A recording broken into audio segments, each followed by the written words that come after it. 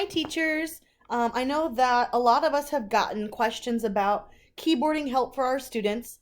I know that since they're at home now and they've got some extra time, I know that I've gotten a couple of parents asking and other teachers have as well. So I wanted to let you know how you can assign the keyboarding standards on our learning.com computer science platform so that the students always have keyboarding help at home and a program that they can use to teach them typing or to practice typing. We have it available. All you have to do is assign the curriculum. So I wanted to show you how to do that today. Once you go to your clever.com portal page, click on digital literacy. This is where the kids will go to get to keyboarding, but for now we need to assign it. So click there.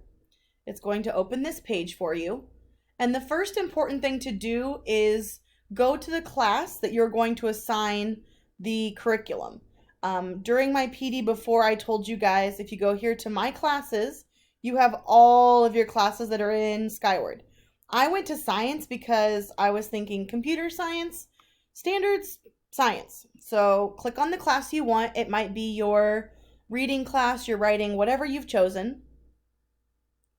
And then you're going to get a screen if you have assigned curriculum that looks like this. If you haven't, it's probably blank. What you need to do is go to this button right here that says Assign Curriculum. Click there. And here is where you're going to find all those folders already created with the digital boot camps for the district.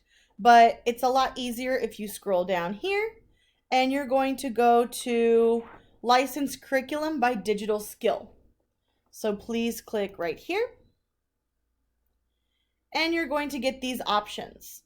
We're going to click on keyboarding, and then you pick your grade level. So me being 3rd grade, I would click here. Cynthia, you asked for this video first, so I'm going to show you 1st grade. So click on view. And then these are all the lessons. You can see that there are 4, 5, 6, 7, 8, 9, 10, 11 things that they can do. And these are not a one and done kind of thing. These are where they can go through this list of lessons and then go back and try to get a higher score. So there are 2 ways to assign it. Up here, there is Assign Unit, and if you click on that, it will assign them all. Or you can simply go on the side and click Assign on each of these lessons. Once the students do that, they will have them available on their portal under that learning.com. So once you do that, everything is assigned. And then once they go to digitalliteracylearning.com, that is where they can practice those standards.